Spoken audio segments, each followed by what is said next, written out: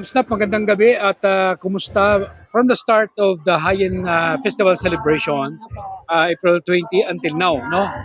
Closing tonight, no? Kumusta yung assessment po ninyo? Assessment. Ang High-End Festival po so far ay kahit po nag-tone down po tayo ng mga events, marami pa rin pong pumunta, marami pong nakisaya, marami pong nakikain, nakinig, nanood ng ating pong iba't ibang palabas sa plaza. At ganun din po sa ating auditorium sa Barangay Kumon. At bukod po dito ay meron din po tayong mga free High-End Festival activities na marami din po ang nakisaya at pumunta. So, para sa akin po, at tingin ko naman ay evident naman po iyon na successful pa rin po ang ating High-End Festival kahit na may mga events po tayo na dinifer dahil nga po sa austerity measures na utos po ng ating Pangulo. Ma'am, sa taya po ninyo, sa inyo pong initial na observation, sa datos po ninyo, mga ilan po kaya yung mga dumagsang mga turista or mga nakisaksi, no? Nakisali sa lalo sa mga labas ng Infanta, mga ilan po kaya lahat? Hindi ko po talaga siguro rough estimate, pero masasabi po natin siguro mga around 10 to 20,000. Pero ito po ay mostly from ating mga karatig bayan. Ganon din po yung mga tawid na nasa Pogi Islands. Gawa ng marami rin po nagkikwento sa amin na pag daw po piyesta pala ng ating bayan ay inaabangan po ito ng mga taga-tawid. Sila daw po talaga ay napunta dito para makiselebrate, mamili sa ating mga sidera. Bukod po sa mga kataping bayan natin, meron din naman pong mga turista na galing po sa NCR, sa Rizal, na pumupunta po dito. At actually, ang atin pong mga establishments ay fully booked. Although hindi lahat po ay ito ang dahilan ng pagpunta po nila sa bayan ng Infanta. Pero syempre po, pag po sila dito na at sila po namamasyal na nakikita na po nila na meron palang ganitong celebration sa Infanta, nagiging part na rin po ito ng kanilang experience po sa ating bayan. Mama, masabi po natin High-End Festival, ano ang naging na-showcase po natin sa ating mga kababayan mula sa umpisa hanggang ngayon? Iba-iba po ang ating naihayin ngayong pong festival. At kung makikita po natin, may pagkaano din ito, inclusive. Nagkaroon po tayo ng sports activities. Nagkaroon po tayo ng beach volleyball, may chess, may basketball, nagkaroon din po tayo ng mga events para sa ating mga magsasakat ng ingisda. Yun po, specifically yung araw na magsasakat ng ingisda ng April 22. Nagkaroon din po tayo ng paghahayin ng ating mga serbisyo para sa mga iba't ibang tao galing po sa iba't ibang agencies. Ganun din po, nagkaroon po tayo ng pet show. So, hanggang sa mga ating mga pets ay kasama po, included po sila sa ating program. Meron din po tayong naging programa para naman po sa mga differently abled individuals or yung more commonly known as persons with disability.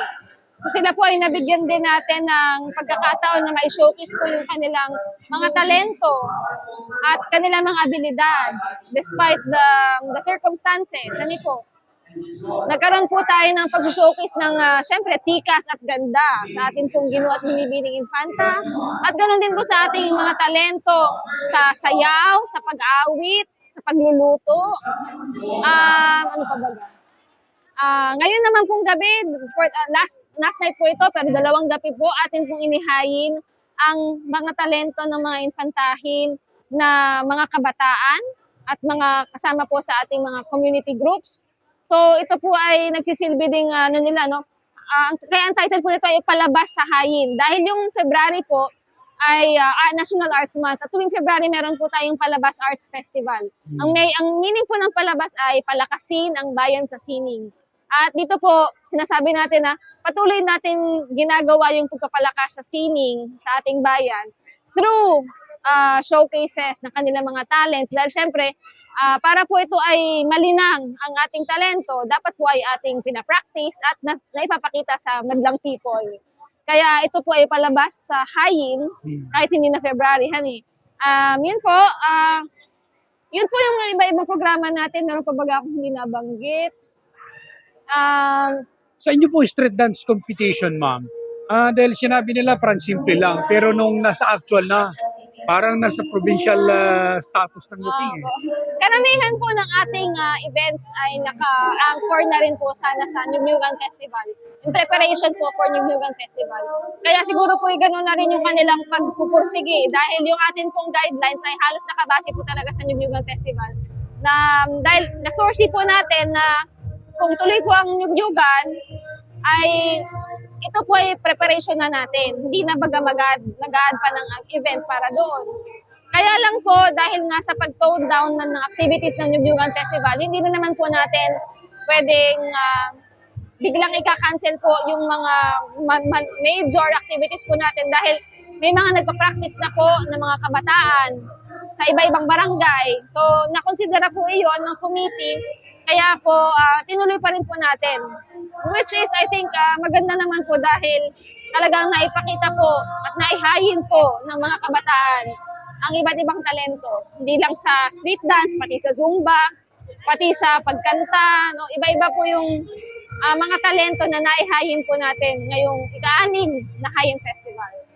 Ma'am, mayroon po suggestion ng mga owners ng stall ng mga food bazaar na sana daw hopefully meron daw weekly na mga parang mga events na para daw kasi malaki times 2 daw yung kanilang kita nila. Do you have plan for this?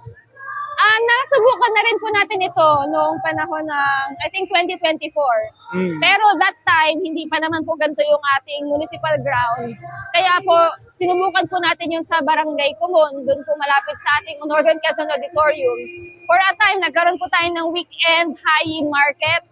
At naging successful din naman po yun. Kaya lang po, ay di syempre dahil medyo malayo yung access. Pero nakita po natin na feasible. So ngayon po, na bago na po ang layout ng ating pong harapan ng plaza, dito po si Rizal ay nakatayo pa rin pero mas flat na po at magkakaroon po tayo ng open space na pwede pong park ng ating bayan. Posible rin naman po na gawin pa rin natin yung weekend Hayin market or weekend Hayin night market. Dahil sa gabi lang po siya usually nag-open.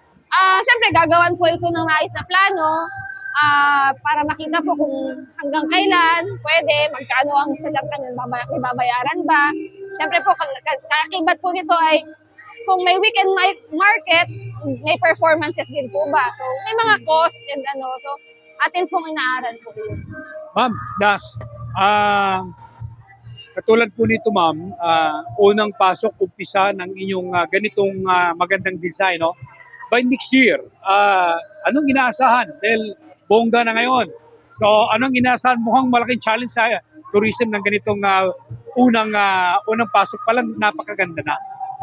Ayun, oo nga po. Totoo po, mas challenging dahil kumbaga naset na po yung expectation ng mga tao na ganito po yung level ng Hayin Festival. So, nabanggit naman po ng ating punong bayan na next year, lalo na po kung wala na pong hopefully, tapos na po ang gera sa Middle East, hindi na po tayo masyadong matataas po ang cost ng ating utilities and all, gasolina and all, ganyan.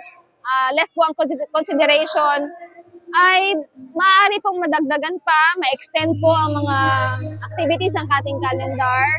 So, syempre mahirap pong magsabi ngayon agad-agad dahil magkakaroon pa po ng evaluation ng ating committee. So, ma'am, may mga panawagan po ba kayo na dapat may parating sa ating mga kababayan?